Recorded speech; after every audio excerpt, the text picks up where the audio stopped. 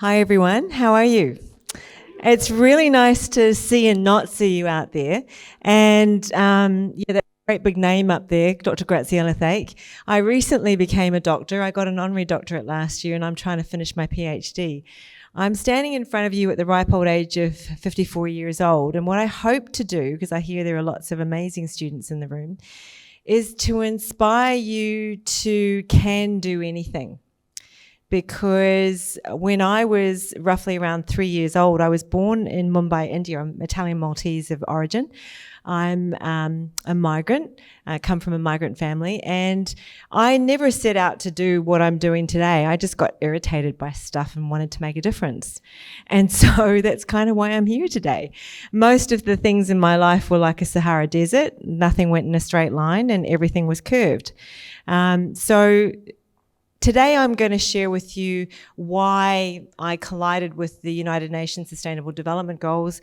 I probably should have gone down in 9/11 and the Washington flight, albeit that my father changed my flights 5 days before. I would have. I lost a lot of my very good friends and very much close colleagues in that particular event. At that time, I didn't have children. I now have 2 children. One's 21 and one's 15. And the United Nations Sustainable Development Goals have chased me my whole life. So I was born in Maharashtra, in Mumbai, India. My parents actually met working for Mother Teresa.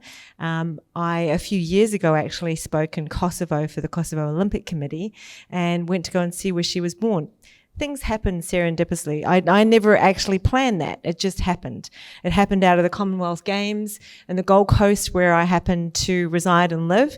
I grew up in Sydney. I love Sydney. My father attended Sydney University and did his PhD there, and I spent many a happy day in the halls of Sydney University and playing in the leaves when he had his breaks. So I'm a child of academics.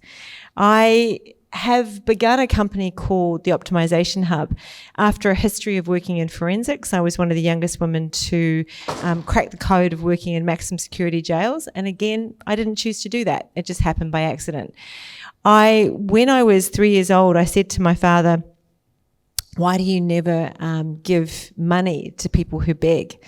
And he explained to me that you have to teach someone to fish to go and find food, but also that there are people that control people.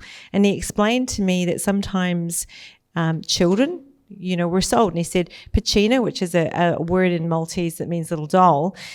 He said, "You may live here, but you're responsible for everything around you.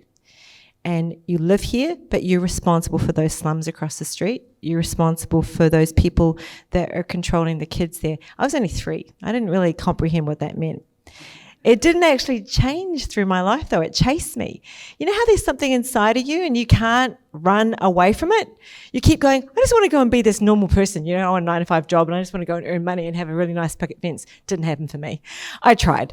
It didn't happen at all. So I started in a career working in forensics. When I was 14 years old, I won a ticket to go and, to go to a stress management seminar at 14. You're not that stressed. There was nothing but guys in the room. There was men in the room and there was me at 14. These corporate men I ended up working with in my 30s, believe it or not. A couple of those guys turned up in one of my workshops. I went on into a forensic career and addressed audiences where people thought that I was going to be the marketing person because I look like I do. And I went to the front of the room and I said, "No, I worked in the maximum security jail. I've cut men down who've hung themselves. I've pulled kids out of drains.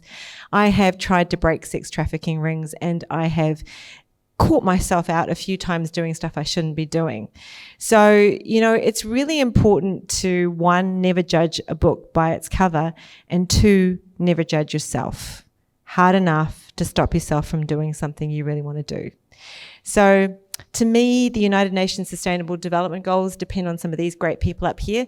I heard a good friend of mine who brought me here, actually, Phil Nyson, who said to me, "You're only going to have 50 great people in your life." Well, I've kind of got a lot more than that. This is the people that I get to work beside. Some of these people I went to school with, I've known them since I was 14 years old. I want my first boyfriend in my organisation. It's crazy. He's still my friend. But I seem to encounter these amazing people, and they're all coming there. People from Nigeria. I've got 16 countries in my team. A lot of my team are also top sports people. Why? I came back to Australia about a decade ago. I had lost my husband to bring up my kids and come back to my gum trees. I didn't want to go into starting the Optimisation Hub. I started it just before COVID. Really dumb time to start a business. So I landed back from Singapore and started doing some work in sport. The Optimisation Hub was actually the request of KPMG to bring some solutions that I'd started working with in education to sport. And why sport? Because there was such a big mental health problem in sport. So sustainable development goals. You know, I was all about the world around me, but I was about the world around me to solve one of the biggest problems. Everyone has one great enemy, and that's usually themselves.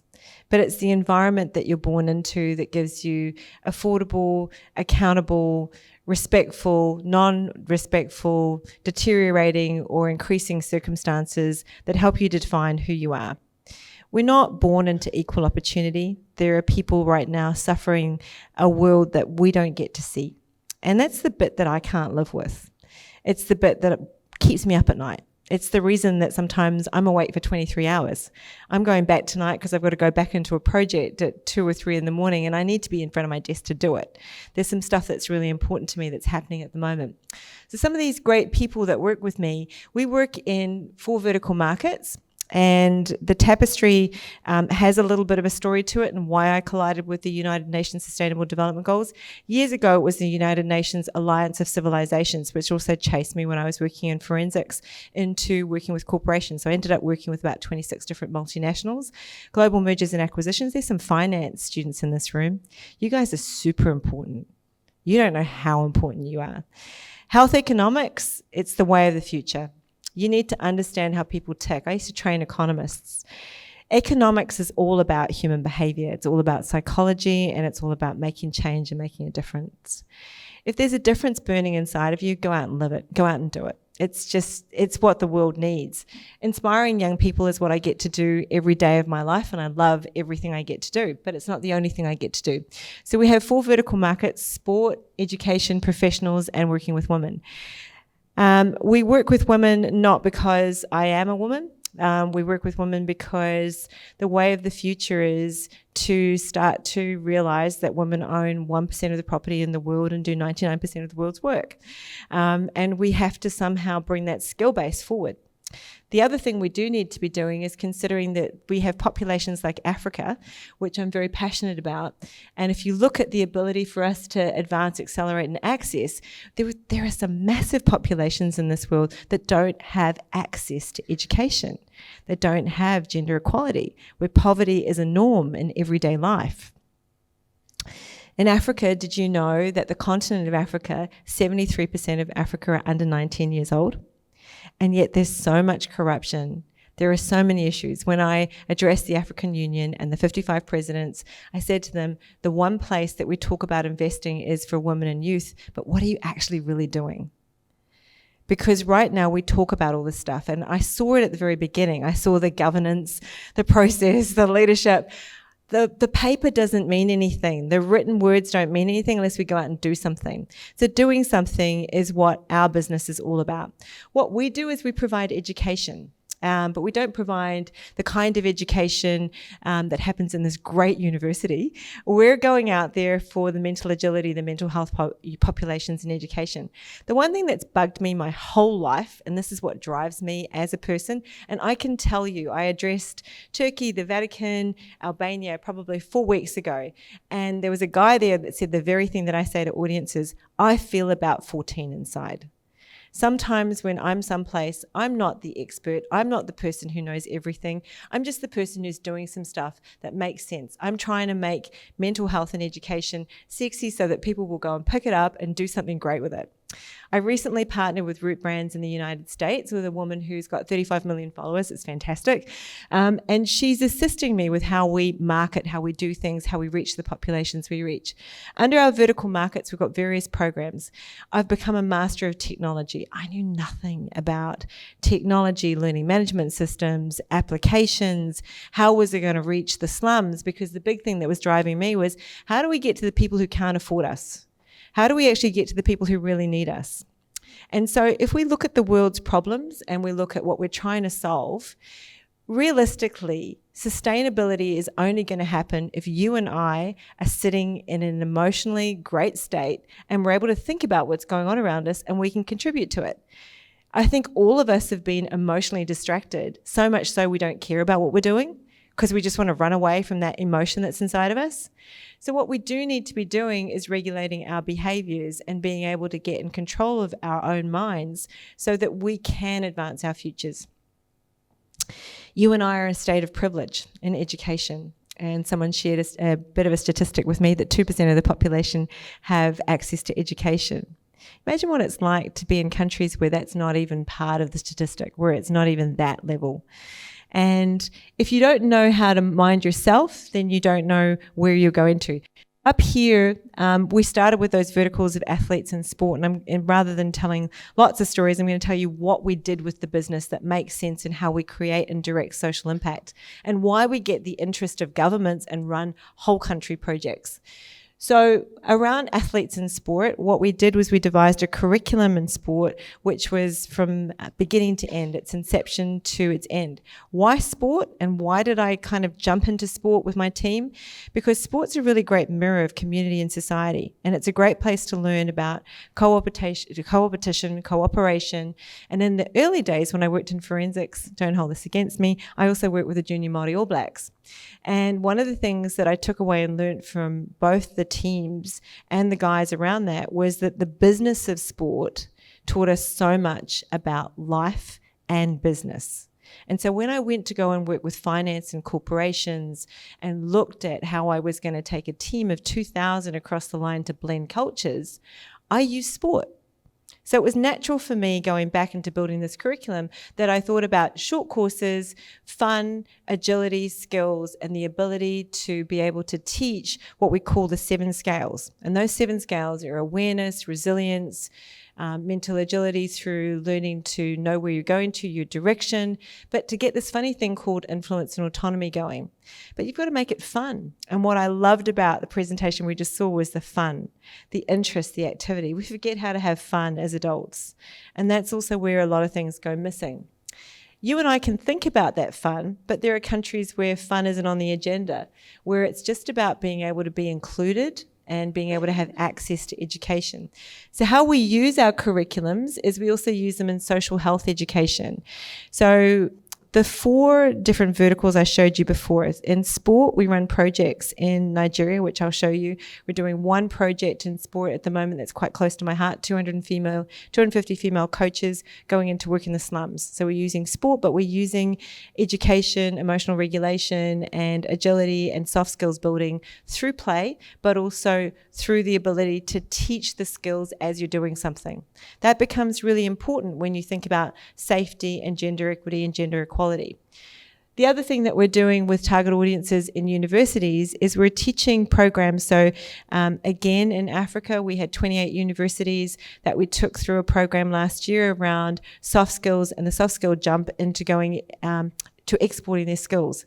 So one of the failure rates for both India and Africa is that there is a lack of export of skills. And there's a sense of entrapment. And you've got young people literally killing themselves on boats or trying to get out of countries or putting themselves in really bad situations because they don't know how to get that conduit between where they are in their country to where they want to be. So having a dream for you and I, we can achieve some things, but in those nations, it's quite difficult.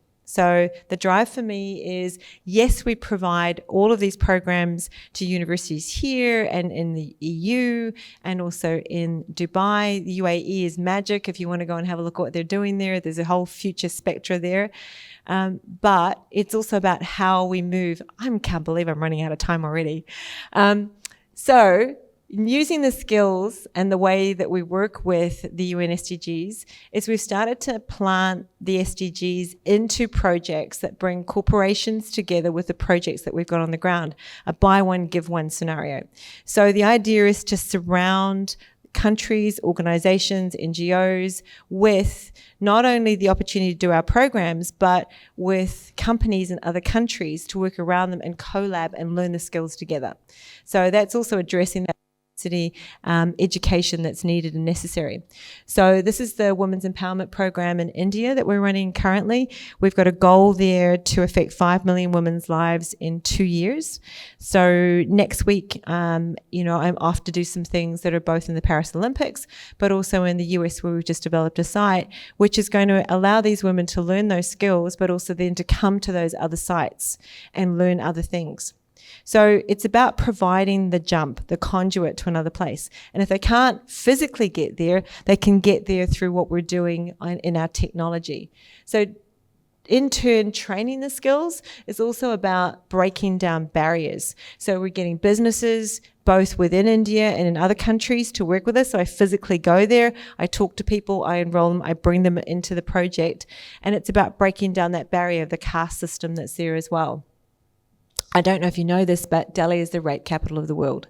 So you're 75% more likely to get raped if you're in Delhi if you're a female. So realistically, that's another thing I'm kind of itchy, scratchy, uncomfortable about. I don't want to live in a world where that happens.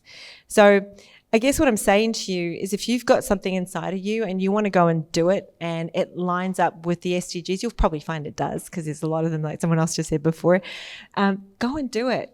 Never think it's too big, because nothing is too big. I've bitten off a lot, and at times I have to scratch my head and think, this is way big, because we've got 16 countries now involved in it. But the importance is that you're giving someone else a voice to carry it forward. And at the stage that I'm at now with these businesses, they're also taking on other aspects of the SDGs within what they're doing. We're evolving social entrepreneurs, the young people we work with in universities, people who are transitioning from sport, and also those in the gender programs. But around this particular program, we're also looking at first responders. So within Nigeria, within Africa, we're starting to look at skill bases that we can grow and how we can conduit those. It's important that you also measure your metrics of success. It's one thing to have something written down on paper, know that you've had impact. And impact for me is seeing the change, not just believing in it. So we're measuring what we do beginning and after and during. But we've also got an external metric now that we're looking at, which I'm happy to share with all of you guys, a young lady that's developed a system out of the UK, and we're giving it a run with what we're doing to see how that social impact is having longitudinal or long-term change. These are the beginnings of some of those projects. We've run whole country projects with Jamaica in the lockdown. We ran something called Elevate the Game. 2,000 young people came through that system. There's such a huge amount of crime in Jamaica. There are people that we've lost. We've had some of our people pass away of cancer as we've kind of gone through the years of work. But what it teaches us is that life is finite. So if you're going to go out there and make a difference, make sure that you're making an impact. Enjoy what you're doing. If something's inside of you and you want to do it, don't sit there and wait for it, because it's going to chase you. It's going to keep waking you up. You'll get people working with you, and you'll find that whatever you do, it's about the world around you. And to me, that's what the United Nations Sustainable Development Goals are all about. There's a heap more stories, but I need to stop, right?